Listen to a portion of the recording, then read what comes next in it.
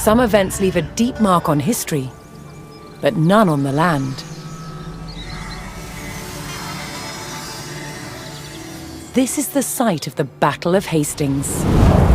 After almost 1,000 years, no traces of the bloody conflict can be seen.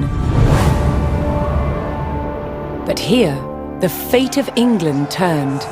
It's where a king was killed, and his victor claimed the throne.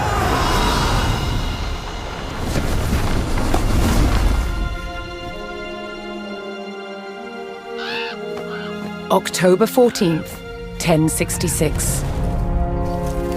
We know what happened here on this day, thanks to this. The Bayeux Tapestry. A carefully preserved, illustrated record of events. It shows the main players. Harold, the newly crowned Anglo-Saxon King of England, and his challenger, William, Duke of Normandy. William claimed the previous king had promised him the crown. So, he assembled an army and prepared to sail to England to fight King Harold for the throne.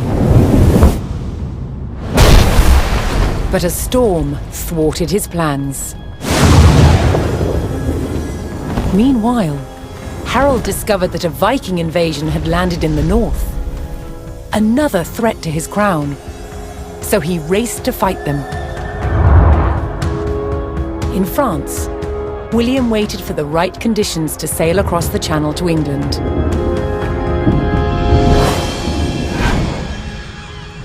The weather cleared.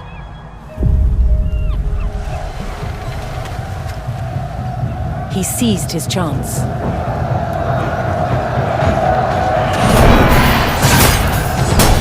250 miles north, Harold had defeated the Vikings. Now, hearing of William's arrival, his army sped south. At 9 o'clock in the morning, on this hill, William's Norman army were ready to do battle with Harold's Anglo-Saxon men. The stage was set, and up for grabs, England itself.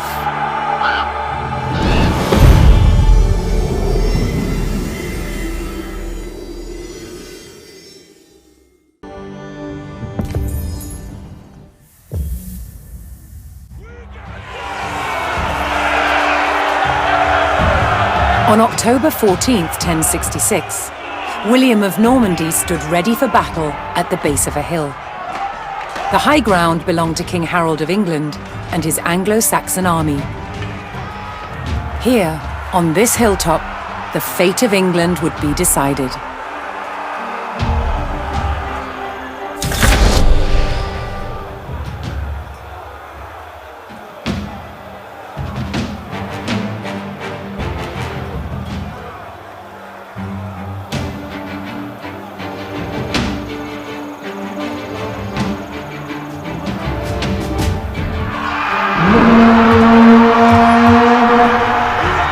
William's Norman army made the first charge, launching a direct assault on the shield wall.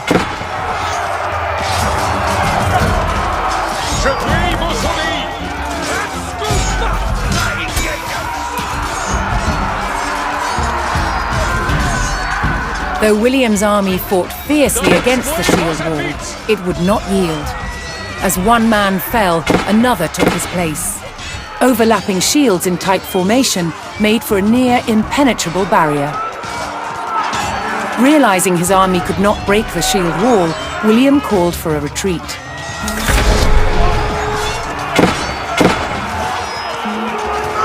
He aimed to lure the Anglo-Saxons into a false sense of victory, causing them to break formation.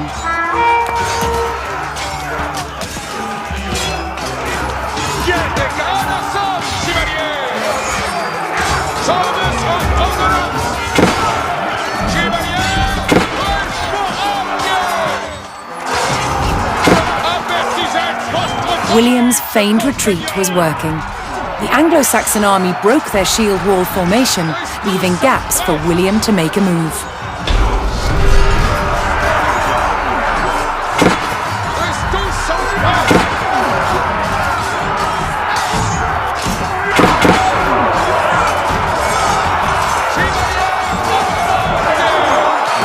Harold's men no longer in shield wall formation, William could pick them off as they charged.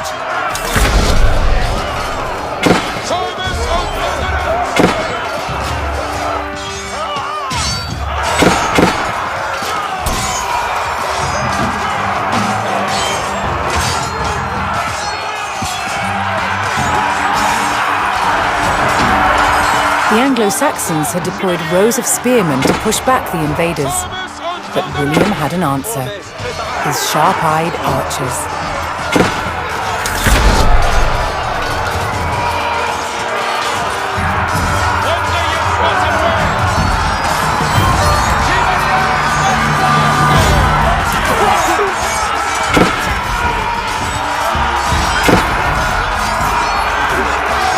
More Norman men-at-arms reinforced William's army.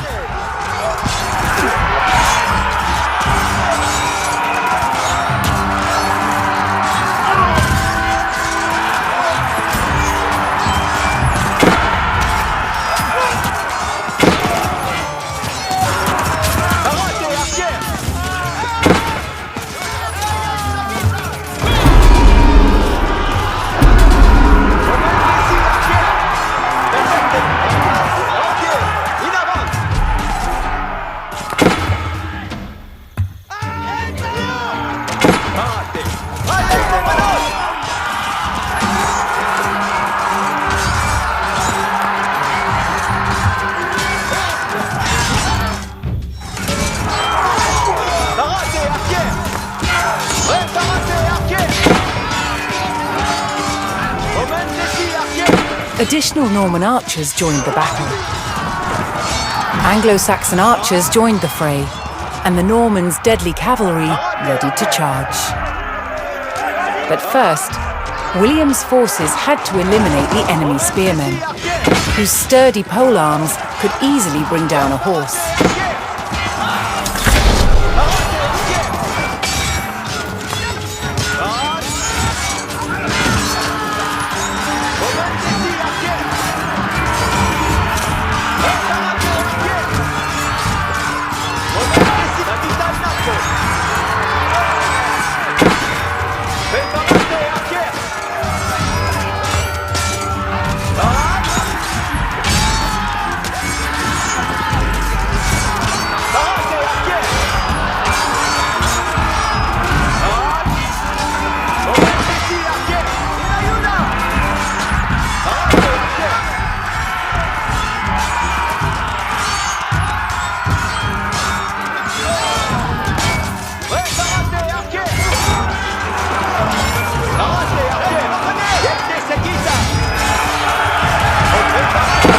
With the threat of spearmen cleared from the field, William's cavalry was free to charge at the Anglo-Saxon archers.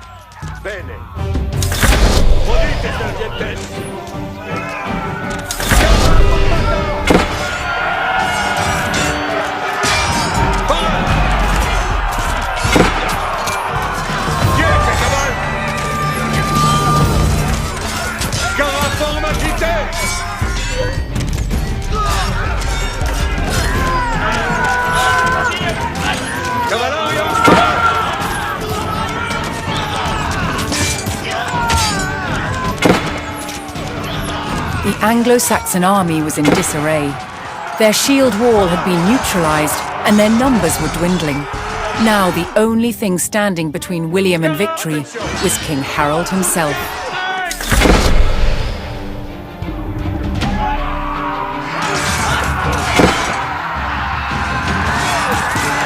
The last of Harold's men encircled their king, prepared to lay down their lives to save his.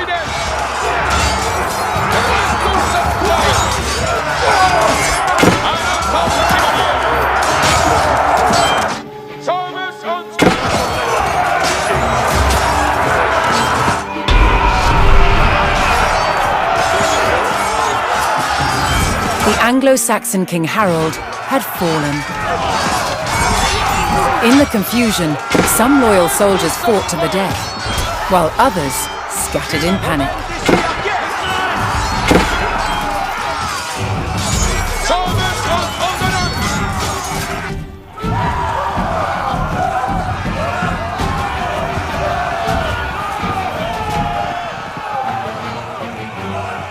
Leaderless and defeated, the last of the Anglo-Saxon army fled for their lives.